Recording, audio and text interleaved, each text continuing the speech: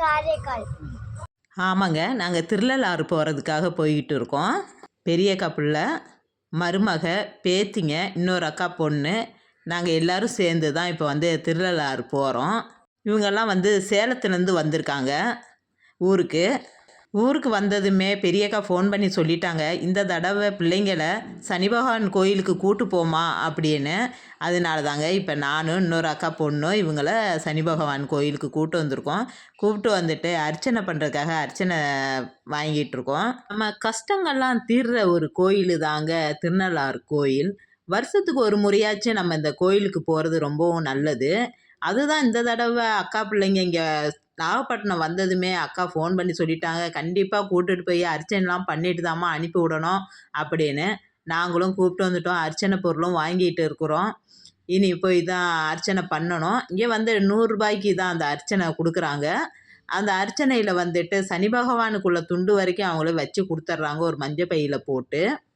இந்த பாருங்கள், இதுதான் இங்கே உள்ள அர்ச்சனை. இதை நம்ம ஐயர்கிட்ட கொடுத்துட்டா அர்ச்சனை பண்ணிவிட்டு ரிட்டன் நம்மள்கிட்ட தர்றாங்க இந்த பையவும் சேர்த்து.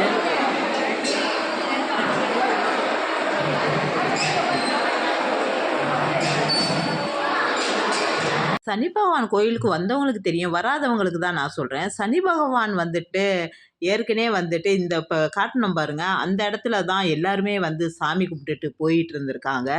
இந்த பாருங்கள், இங்கே தான் சனி பகவானை கும்பிட்டுட்டு இருந்திருக்காங்க. ஆனால் அதுக்கப்புறம் அவருக்குன்னு ஒரு கருவறை வேணும் அப்படின்னுட்டு சிவன் கோயில் சாமியெல்லாம் கும்பிட்டுட்டு நம்ம வாசலில் போகும்போது, வாசல்லன்னா கோயிலுக்குள்ளேயே சொல்கிறாங்க, அங்கேயே இப்போ அவருக்குன்னு தனியாக ஒரு கருவறை கட்டிட்டாங்க.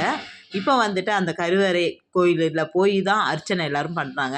ஆனால் ஸ்டார்டிங்கிலலாம் இப்போ அந்த செவுத்தில் பார்த்தோம் இல்லைங்களா, அங்கே தான் நின்று சாமி கும்பிட்டு அங்கேயே தான் எல்லா அர்ச்சனையும் பண்ணிகிட்டு இருந்திருக்காங்க. இப்போ அதுக்கப்புறம் இந்த இடத்துல தான் இப்போ நாங்கள் அர்ச்சனை பண்ண போகிறோம். ஏன்னா இப்போ இங்கே தான் மாற்றிருக்காங்க. அதாவது ஃபஸ்ட்டில் அங்கே அந்த மாதிரி இருந்திருக்குது. இருந்தாலும் இப்போ இங்கே தான் அர்ச்சனை பண்ணுறாங்க எல்லோரும். ஆனாலும் ஏற்கனவே இருந்த இடத்துல அவரை கும்பிட்டுட்டு தான் இங்கே வர்றாங்க. ஏன்னா அவர் ஃபஸ்ட்டில் இருந்த இடம் எதுவோ அங்கேயும் கும்பிட்டுட்டு தான் இங்கே வர்றோம்.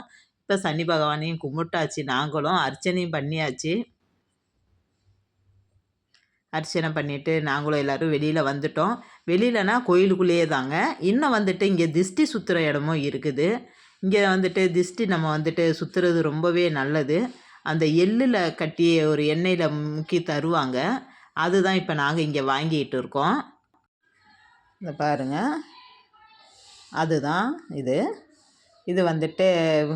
கருப்பு துணியில் கட்டி வச்சுருக்காங்க. இது எண்ணெயில் முக்கி தருவாங்க. நம்ம இதை தலையை சுற்றி அங்கே நெருப்பு எரியுது பார்த்திங்களா, அந்த நெருப்பில் போடணும். இப்போ பிள்ளைங்க கையிலையும் வாங்கி கொடுத்துட்டேன். அது இன்னும் பிள்ளைங்களும் எல்லோரும் தலையை சுற்றி அவங்க திஷ்டி எல்லாம் போக வைக்கட்டும் அப்படின்னு தான். இந்த திஷ்டி சுற்றுறது ரொம்பவே நல்லது அப்படின்றாங்க. நம்ம கஷ்டங்கள் எல்லாமே இதோட போயிடும் அப்படின்ற ஒரு நம்பிக்கையோடு தான் இது செஞ்சிகிட்ருக்குறாங்க.